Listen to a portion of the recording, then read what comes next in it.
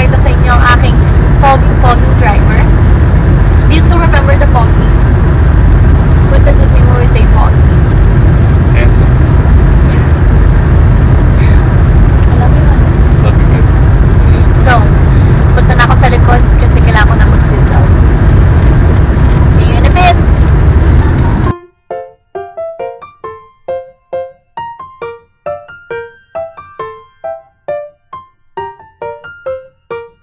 At syempre, bago ang lahat, kailangan muna nating ihanda ang pagkain ni Adriel dito. At eto nga, binigyan ko siya ng pagkain, cherries for her fruit, and also pancake or veggie pancake naman para sa kanyang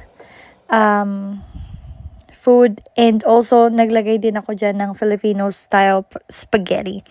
And as you can see, tuwang-tuwa talaga si Adriel sa pagkain. Ito yung favorite part of the day niya, is yung kumain talaga ng solid. Hindi ako nahihirapan pakainin si Adriel kasi kahit anong ipakain ko sa kanya, okay lang. Pwera lang sa ibang mga gulay na medyo hindi maganda yung lasa, katulad ng Baguio beans, mga ganong green beans, ayaw niya ng ganyan. And asparagus. Pero yung ibang gulay, okay naman sa kanya. And also, ang ginagawa ko kasi is, sinasama ko lang yung gulay sa pancake or sa egg para talagang makakain siya ng gulay. O, diba? Chararat! And also, isang kinatutuwa ko talaga kay Lord is, hindi si Adriel nagtatapon ng pagkain sa floor. And, syempre, ito na nga, tama na ang chikahan at pabilisin na natin ang pagkain ni Adingay.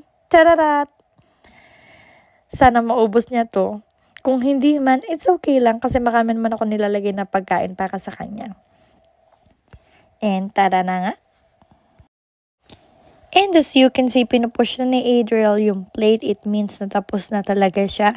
So, when she did that, kailangan linisan ko na talaga siya dyan. And of course, hindi ko na ipapakita sa inyo kung paano ko siya nilinisan. Ngayon naman is, actually hindi pa talaga siya linis ng time na to. Pinainom ko lang talaga siya ng tubig. And as you can see, Diyos ko, ang hirap niya talagang painumin ng tubig. Lahat na lang ng gimmick naming mag-asawa is ginawa namin. As you can see, may papalapalakpak pa dyan. Kada sip ni Adriel. Ay naku, struggle talaga ng isang ina. Ay naku po. Anyway, thanks God naman na umiinom siya ng tubig, pero konting-konti lang. Hi guys! So ngayon, ipapakita ko sa inyo yung mga gamit na gagamitin natin para kay Adriel. The first one is yung sunscreen. And I really like this. This is recommended by her pediatrician. And para lang itong lotion, it's not really harsh for the skin, especially Adriel has a sensitive skin. The next one is itong Cetaphil. I really like this one. It's a wash and shampoo, and it's good for baby who has a sensitive skin. However, I'm just using it for her skin.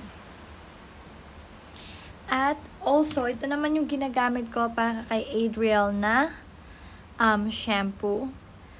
Medyo naiwasan namin yung cradle cap. I think that's what they call it, but this is really good and it smells good. The next one is yung swimsuit ni Adriel.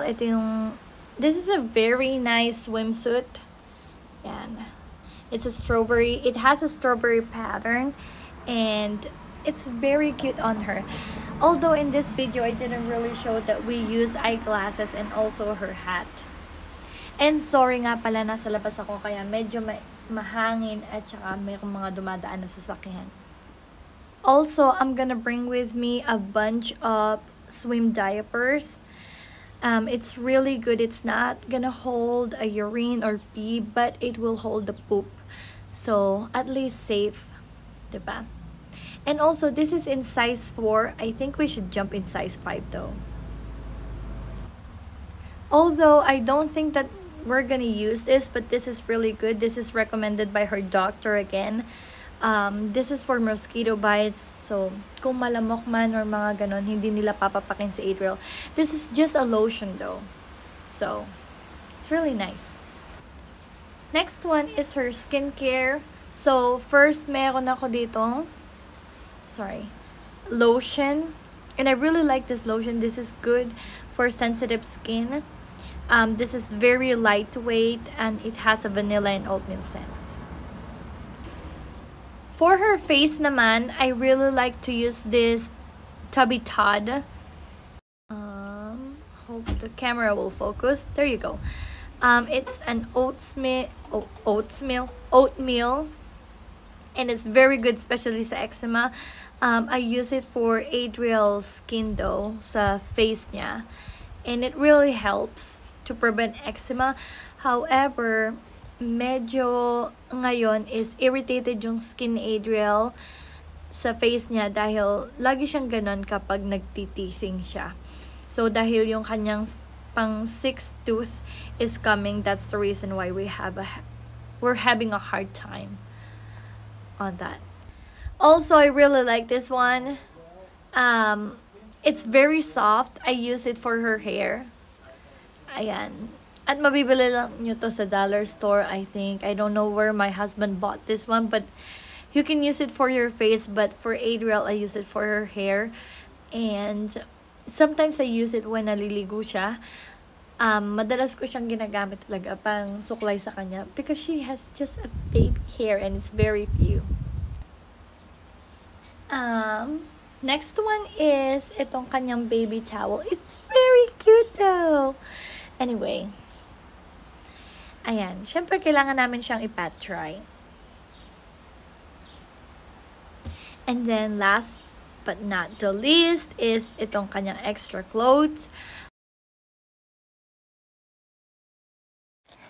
At sa aming biyahe, ito na nga nakatulog na ang aming bunso. Talagang cute na cute ang aming bunso. Yun nga lang yung kanyang pisngi is, like I said, nagngingipin kasi talaga siya. So, very sensitive yung skin niya dahil sa laway niya. At syempre, swimming time na mga mamshi. Ito nga si Adriel kasama ng kanyang daddy na naka-shades pa. Ating adinggay. Enjoy na enjoy siya dyan. So, yun lang nakakatawa sa aking mag-ama. Gustong-gusto talaga nilang mag-bonding. At ito na nga, naku, natatanggal ang kanyang eyeglasses. Pero, anyway, ilagay na lang ulit natin. Ay, naku, ang aming adinggay. At ito na nga mga mamshi, nilagay namin sa lilipat si Adriel. Actually, tinan mo, medyo natatakot pa siya dyan. At ako din, syempre natatakot din ako as a mom. Pero, thankful naman na nandyan si Dean at reach out lang niya. O, diba? Kitang-kita niya, napakita pa niya. Ito naman yung time na naglalaro na si Adinggay sa water and sobrang thankful ako dyan dahil may mga tao dyan na nagpapangiti kay Adriel kahit hindi namin kilala. Kaso nga lang, ayun talaga, ayaw talagang umiti ng aking bunso mga day. Ayaw ata sa araw. Anyway, pagkatapos naman yan, syempre, eto na ang lola mo, aura-aura na. And as you can see, tuwang-tuwa si Adriel habang pinapaikot-ikot namin siya dyan. O, diba? Siya lang yung natuwa habang pinapaikot. Chakat! Anyway, ayan na nga at ayaw na, maya-maya ayaw na niyang umikot-ikot dyan dahil siguro may mga bata or something. But anyway, feeling ko hilong-hilo na dito si Adriel. Kaya, sige na, tigilan na natin na inay. Charot. Pero syempre, dahil nga gustong-gusto niyang pinapaikot, eto ang mami niya, paikot na paikot. At ito na yung pictorial namin. Salamat sa pagsama sa aming swimming. And sa susunod ulit.